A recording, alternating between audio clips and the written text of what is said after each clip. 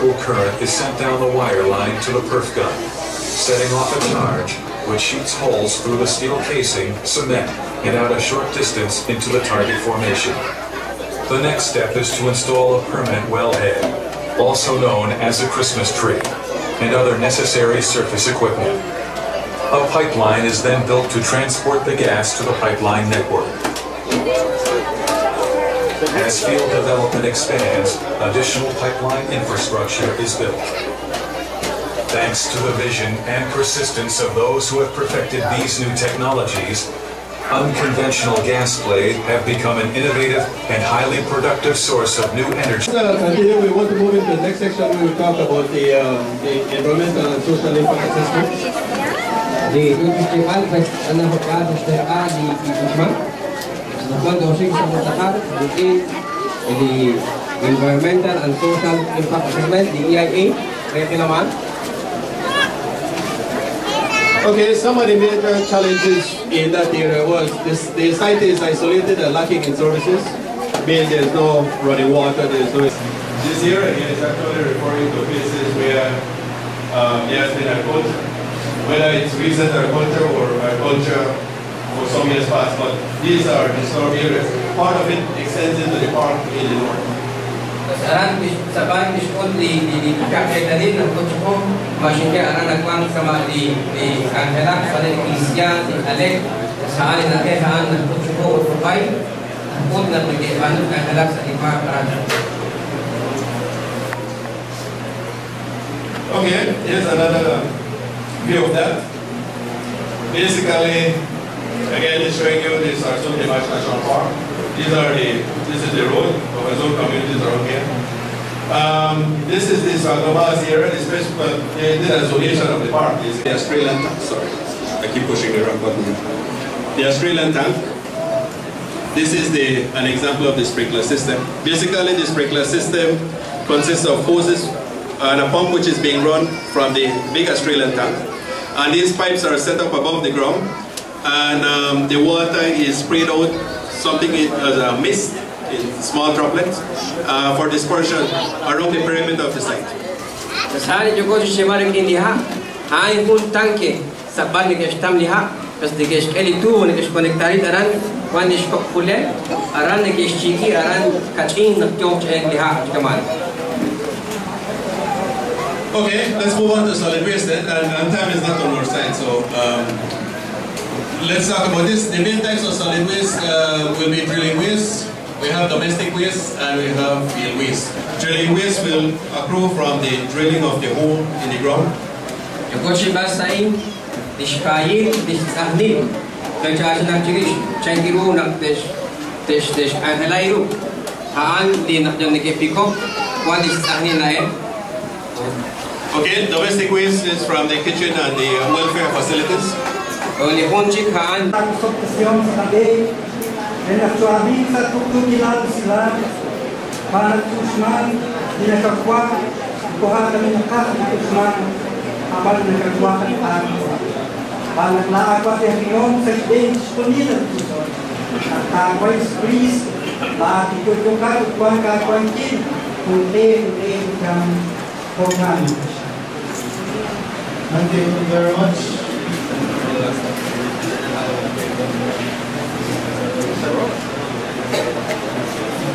So let's start with the question and comments, concerns, please go ahead. It's okay with the members of the EIA, I would like to speak in Turkish. La compagnie. Check la compagnie, check it. Anak hak wakli check it. Anak hak wakli. Anak hak wakli check it.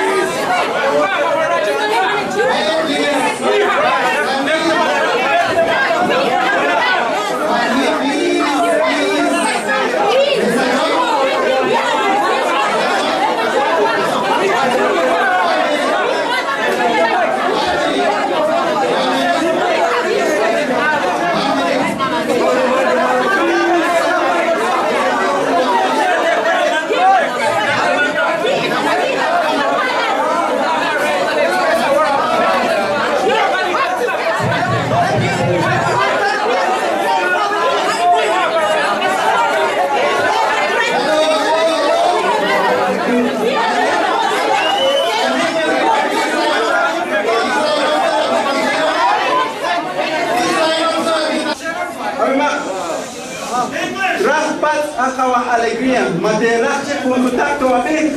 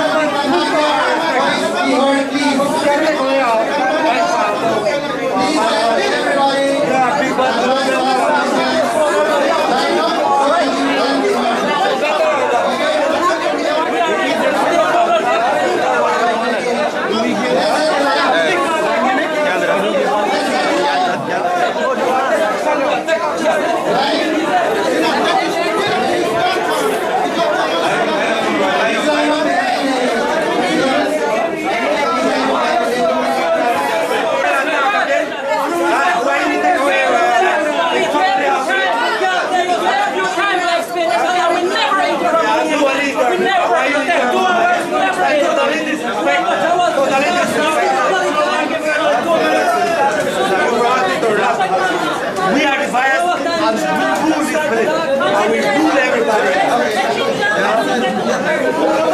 Yes, we have a question. A gentleman who wants to hear and say something. Why you don't use directional drilling? You can sit outside the boundary of the park and drill inside the park inside and it would affect the ecosystem. So the other thing is, excuse me, the developer hearing this?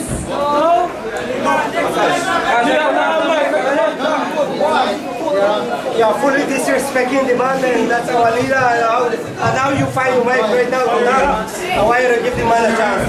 It's just not fair. It's just not fair. It's just not fair. Like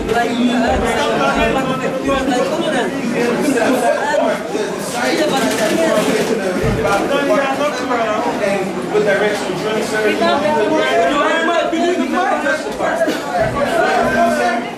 Our ancestors have literally protected that park, reaped the benefits from the park, and replenished it, sir. So why the company can't help us to better ourselves in our community? How will benefit that?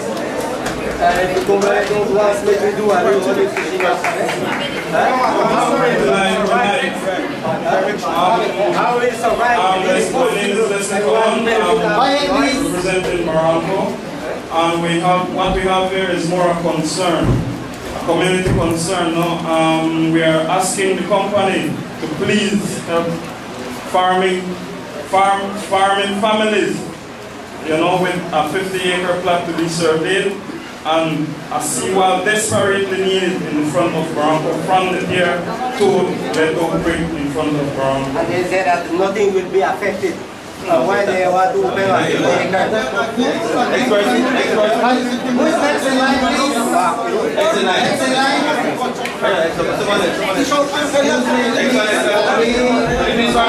What is the latest valid contract available?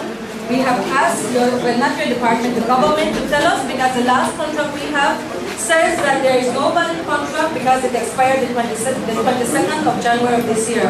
And that was, this contract I'm talking about was last signed on the 28th of September 2004. The legislation says that there could be up to 8 years extension, and so we do not have the new contract. For there to be an EIA, it has to be based on a valid contract. So I'm here to ask for that contract and to get a copy, because we're not getting it by any other source. If such a contract does not exist, this entire process is invalid. So that's my comment, and I'm asking. Can you tell me if the contract exists? Because we've written official letters and we cannot get an answer yet. I think what your question is directed to the Petroleum Department, right? Yes. If anyone is here, we will take that into consideration. Mr. Cho is here and we will take to the coalition a direct letter. He's here, I'm sure he can answer. Yes, we are dealing with the environmental issues in the area. Yes, but for the environmental issue to be valid, it has to be based on a valid contract. So, that will be taken into consideration. I've been talking to people around they believe that they would be getting special benefits in return for the support of the project. I want to know if the developer plans to sign individual contracts with the communities, because based on the contract I have with me, if it is valid, if there's a new valid one, there's nothing that guarantees that anything promised to any community, they can get it, that they can enforce it. And I want the people to know that if they make any agreements with the oil company, it has to be written, valid contracts, because promises are not enough. Thank you very much. So we have those two issues that, from what I'm gathering, are not the EIA percent because of influence. So yes, because you all gave the social impact as well. Yeah. And my final point is, I want to know from the developer if they will be instituting an education fund to educate the local population to be more than just manual laborers in this industry. At page, as it stands right now, at page 19 of the contract, if it's valid, when you look at the breakdown of the sharing, the government only gets 5% of the profit and the company gets 95%. And there's nothing in it that says the government has to put it towards education and things. And at page 28 of the same contract, the only obligation of the developer is to do on-the-job training. And that is until they actually are developing, they've actually found oil, and it is only in a total of $25,000 US a year. I'm telling you, for people to be educated to a higher level, $25,000 US a year is not much. Thank you for those those are my concerns, and I would want the developer to... Okay, the next person in line, please. Next, I think it's right behind you. I ask behind you, go straight down, please. My name is Pedro Ishim Jr. I am a student from university. We need not look only on the positive side of this matter, because I am very positive that there will be many complications that we are going to face, especially those communities who buffer the Sarsuni National Park.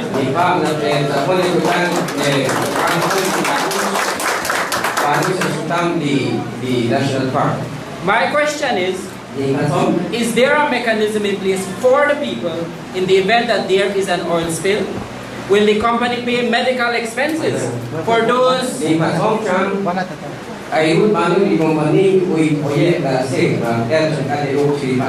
Will the company pay medical expenses for those people who may extract long-term diseases from toxic fumes, whether employed or not?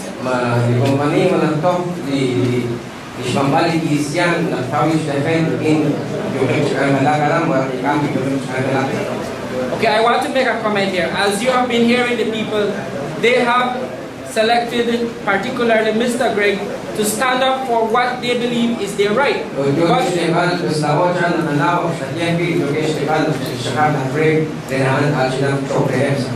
But at this very moment, we have seen injustice. You have done injustice to the people. I don't know if they have jobs. I don't know if they have money to send their kids to school. But if they don't, that's why we say let's look for the oil. That resource is for all Belizeans.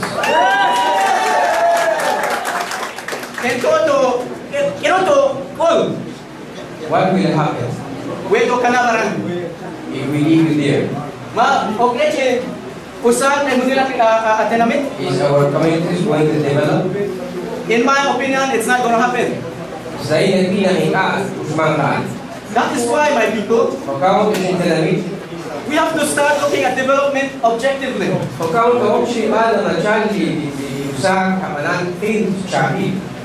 Let us be realistic.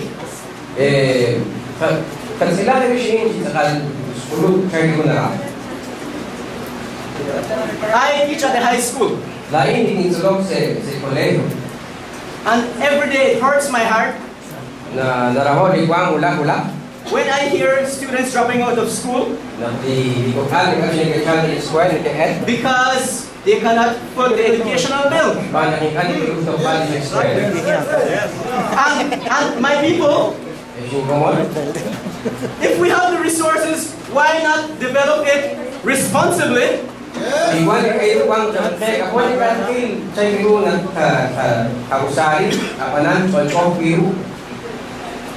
It is for us to use, my people. It is for us to develop ourselves.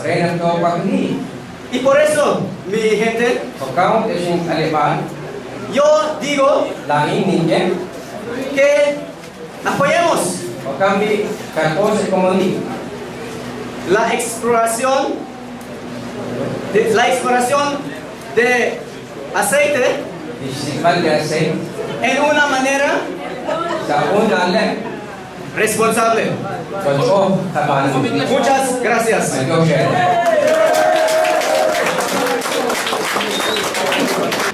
My name is Leroy. I'm from Punta Gorda. I want Mr. Greg Chop and Mistress Matura from Oceana to know that we fully support the U.S. Capital Energy.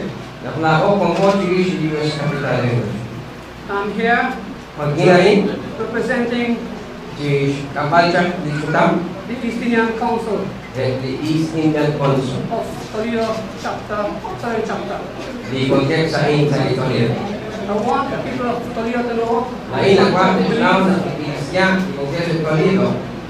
that the U.S. Capital Energy will not only bring jobs, but it will bring development to Toledo. When it comes to infrastructure, the road from Crickasaba to Jacinto will upgrade.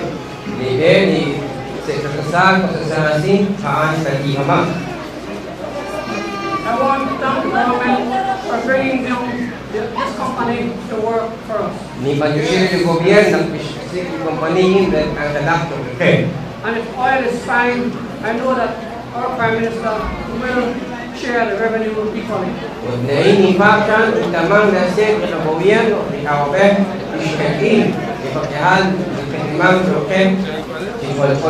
Thank you. Yes, good night, each one of you.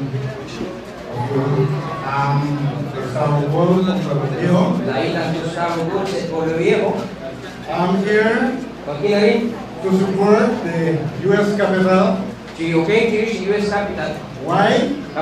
Because at all times we always talk about Toledo that is a forgotten district. And it's the poorest district of all the districts in Belize. This is the opportunity now for us that we, as in Toledo, or the Maya people of Toledo, can get jobs here in our own district. So, let us all support the U.S. Capital. Although there is a few of us that says no, it's very a shame for me to notice some of my people that has already been employed before and now they are going against the U.S. Capital.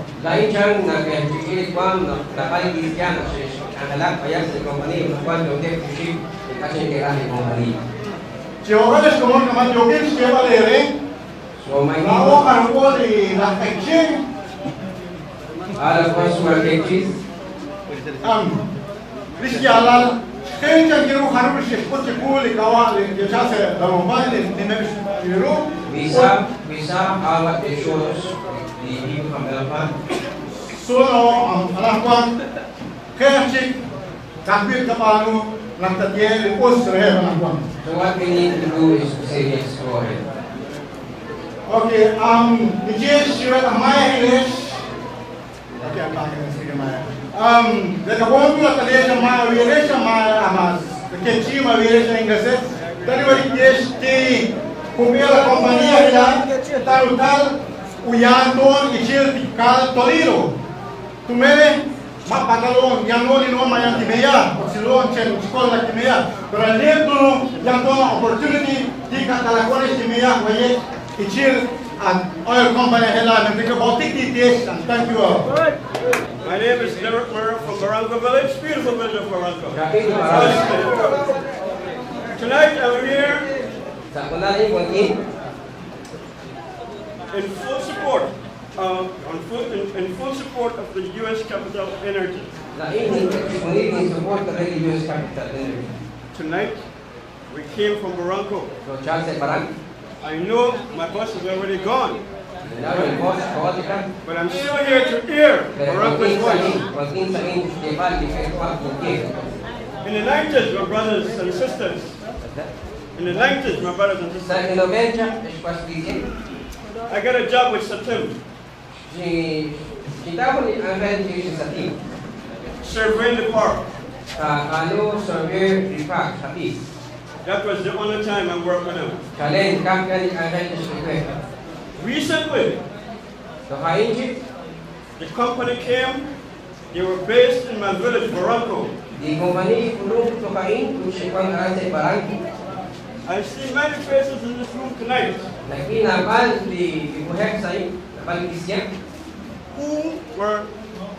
who were heading to and fro to Barranco with the company. Working, getting some money. Today, why are we going to fight down the company? We need some money, gentlemen. Thank you very much. Dr. James Lord, representing the Toledo Institute for Development and Environment.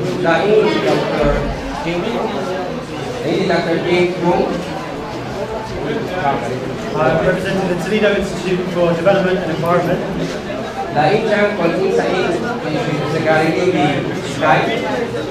And first of all, I'd like to say that we support responsible oil development.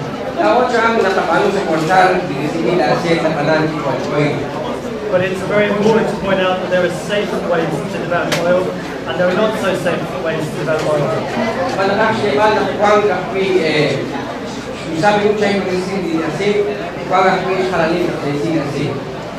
If US capital was developing oil in the US, it would have to obey very high standards of safety. But these are expensive.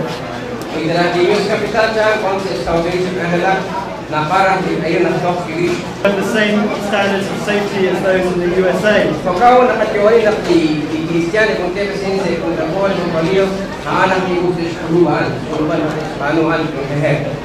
We have examined the environmental impact assessment and we find several major concerns.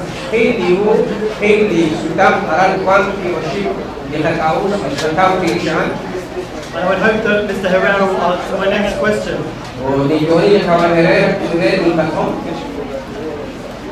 One of the major concerns with the environmental impact assessment is the manner in which the borehole will be sealed. And in the video that you showed, Mr. Herrera, it looked very nice because you lowered a impermeable membrane down the hole and then filled the borehole with concrete.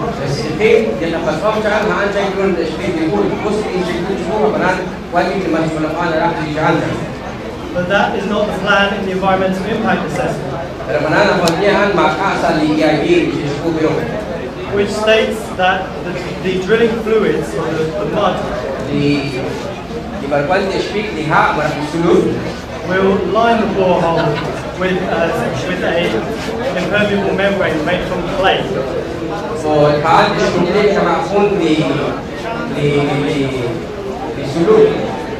This is a much more dangerous way of lining the borehole, and it's much more likely to result in an escape of toxic compounds into the groundwater.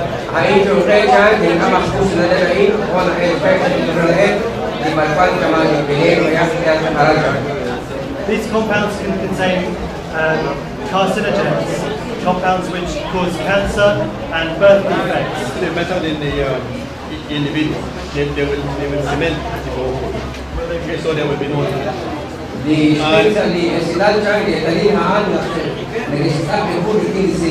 So why is that not described in the environmental impact assessment? It will be, as I say, it will be as individual.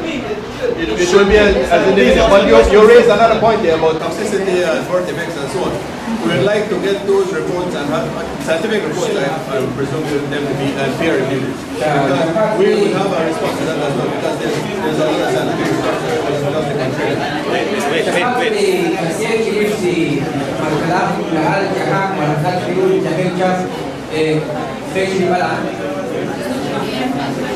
Yeah, basically that's all. So, I'm saying here.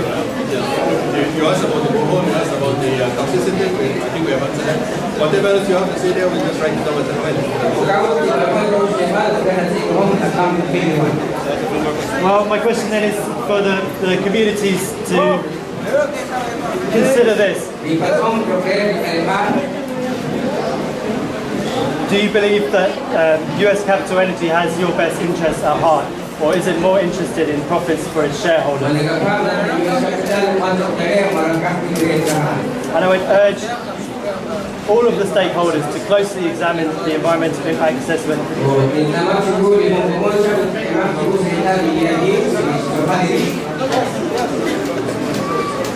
And I would repeat my question to you, Mr. Herrera. Why then, if you tell me that you were going to use the method described in the video, why is this not in the environmental impact assessment?